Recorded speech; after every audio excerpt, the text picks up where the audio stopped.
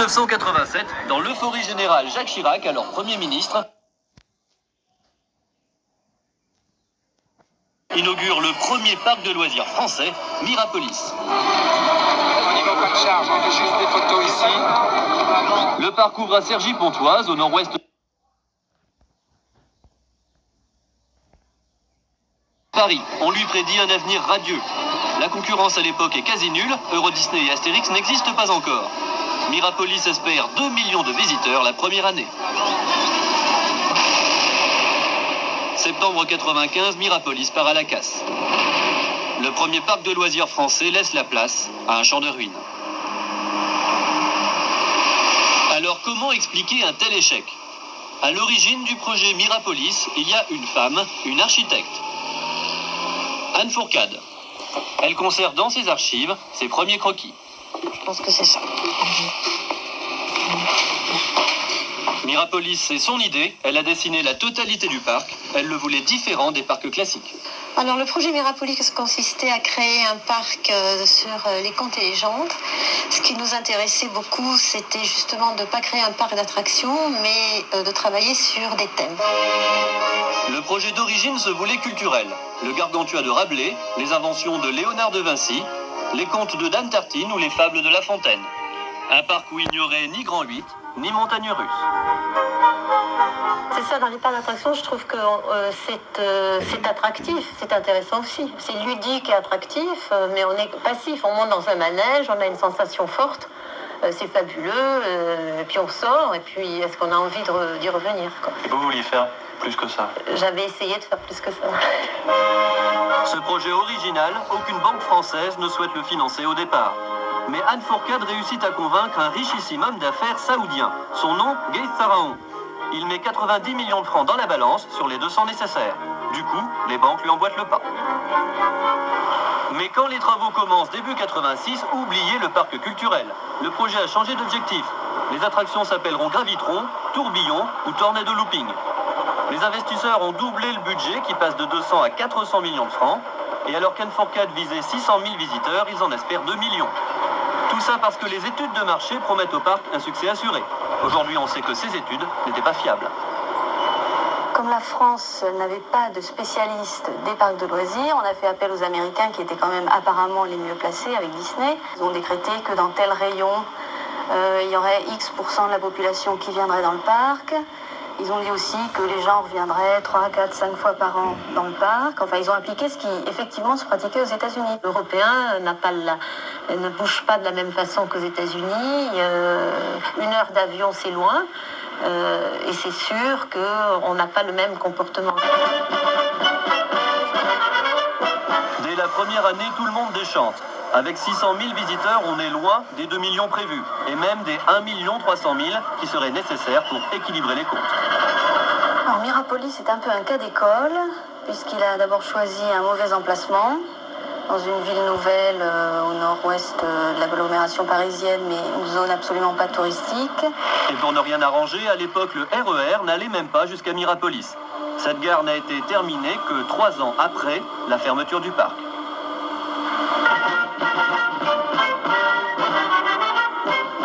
Mais on y croit, et la deuxième année, on réinvestit même 100 millions de francs. La fréquentation passe à 1 million de personnes, pas mal, mais c'est encore insuffisant pour rentabiliser le parc.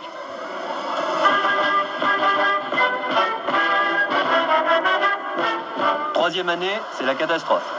Le nombre de visiteurs est retombé en dessous des 700 000. Cette fois, le parc est incapable de rembourser ses dettes. Mirapolis dépose le bilan.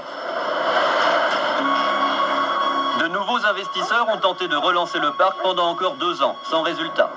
En 1992, Mirapolis a fermé définitivement ses portes. Les 50 hectares qu'il occupait sont toujours à l'abandon. Facture totale de l'échec, 700 millions de francs. 700 millions perdus par une douzaine de banques et d'investisseurs qui avaient cru au projet. Celui qui a perdu le plus, c'est le Crédit National. Seule compensation, cette banque est aujourd'hui propriétaire des ruines.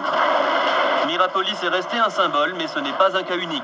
Des parcs à la carrière trop brève, on en a construit un peu partout à la fin des années 80. Par exemple, pour l'année 87, qui a quand même été la plus productive, nous avions recensé une quarantaine de projets de parcs à thème, que ce soit sur le thème de l'aventure, des hautes technologies, Alors que jusque-là, des il n'y avait rien. légendes. Jusque-là, il n'y avait rien. Chaque région s'est penchée sur le secteur, chaque banque a nommé son monsieur loisir, chacun a vu que le voisin s'y intéressait. Et comme à Mirapolis, on...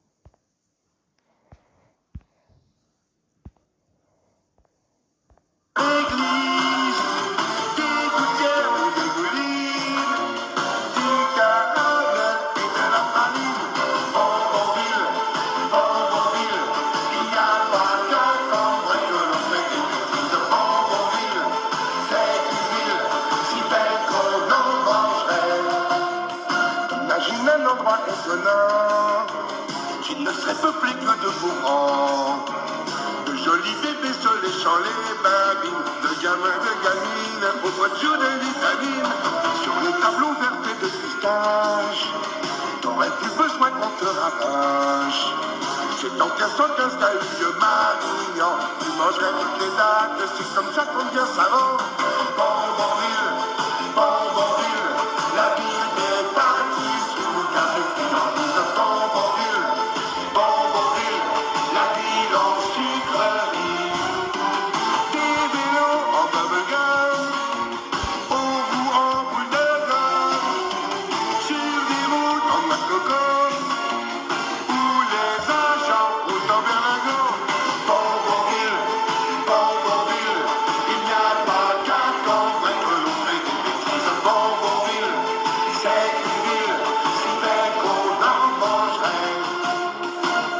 Bien, il était une fois un petit patelin ou sans crise de foie.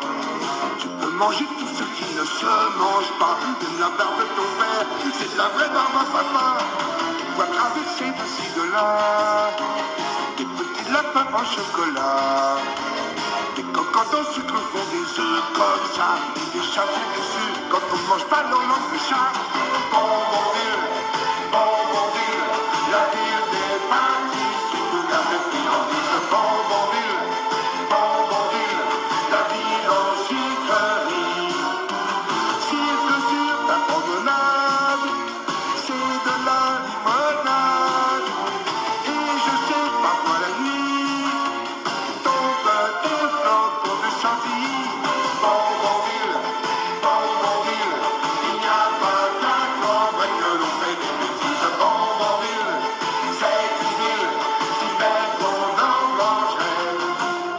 Bonbonville, Bonbonville, la ville des pâtisseries, nougat et friandises. Bonbonville, Bonbonville, la ville en sucrerie. Bonbonville, Bonbonville, il n'y a pas qu'à comprendre que l'on fait des bêtises. Bonbonville, c'est une ville si belle qu'on en mangerait. Bonbonville, Bonbonville, la ville des pâtisseries, nougat et friandises. Bonbonville, Bonbonville, la ville en sucrerie.